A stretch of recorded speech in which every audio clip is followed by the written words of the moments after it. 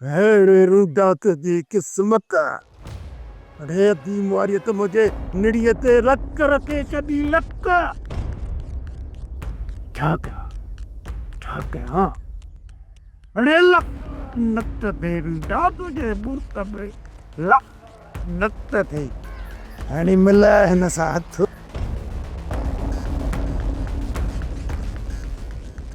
हाँ ये बात है मैं समझ तो यार कुत्तो मार हथ चिट्टे हथ छड़ी सोट छड़ी सोट मां चा तुम हथ कठ सोट छड़ी सोट मरी पौधो मां चवा तो ही वठ पाकर 4-5 मुझे मथा हुआ।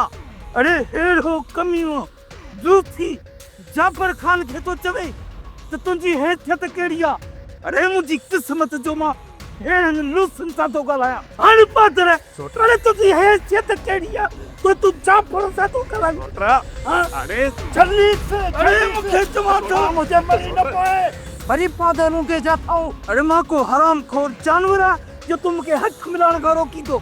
हाँ दलते चवे थी ये दो हने तुम क्या हमें पई सोटे मां तो के पहले ही चंदोस ये बड़ो गंदा जेकर हन गंद के लठ वणदासी ना तो पिण जो वरी बसा जे मुंह में अची पहुंचू।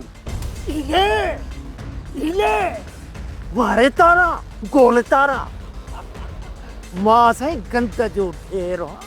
अरे रुंदे जो रहड़ो ही कापी तव रहड़ा। अरे दूसरी तू कौन बनते अरे सोटा अरे रुंडो मरी बंदो ए सोट मां त छजा त पर हे लूसी मुजो हाथ कढे बूती पटे रियो। अरे परे बणा मार पई सजो मास रड़े में कुत्ता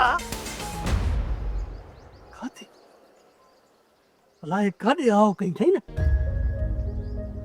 अदा मुखे त पूरी पक्का त इहो चाबर ऐं सिकू बाबा के मुकाम में वठी उते खड कोटरे किते दफन न करे छड़ियो हुजनि। दिलशेरा तू भोलेलो बाबा तो के खबर है तो वागू आए वागू इए उन घत कोने तो समझई। थोड़ो तू टाइम तरस वो तू पांच अखिन सा दिस जाए अयो बाबा जग्यो तड़पदा रड़ियो कदा इया दुआ करंदा त मुजा मालिक न रूंडे मो जिंदु छडाए। बाबा ओडी बला थी वडी बला समझई ना। अदा गुलशेर खड़ी इए ही थे पर एकड़ी गाल मुके समझ में नथी अचे। गाल केड़ी गाल बाबा जिन मानू जी शिकल दिसण पसंद ना है कंदो आई अज उनन मानू जे पोया भजंदो तो होते आखिर छो पुफी ये सब कम में न पुपिए जा दी पुपिए जा हसुल बाबा के मिर्च जी चपटी दई छड़ी दे। अरे बाबा वते तू सही उड़ा तो अरे कमीने जे इशारन दे बाबा वते तू नच दो न तो बाबा जो हो जालिम है ना खबर थी ना तेरन के आंगुर ते नचाए आंगुर ते या तो सजे गोठ के खबर आई समझई ना। अदा गुलशेर जे कर ना बाबा उन जे चवण में अची तो वने तो पो ये मसला हल थी सकन था। दिल जरे जकर बाबा इन गाल में बेहतरी समझ दो ना तो जाबिर जात जरूर मिलाई दो।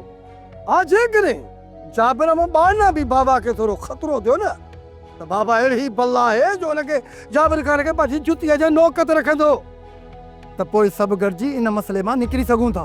दिलशेर असा को वधिक जाबिर खान के बाबा सुनाड़ी दो बाबा जको भी फैसलो कर दो बेहतर कर दो तू परेशान न थी।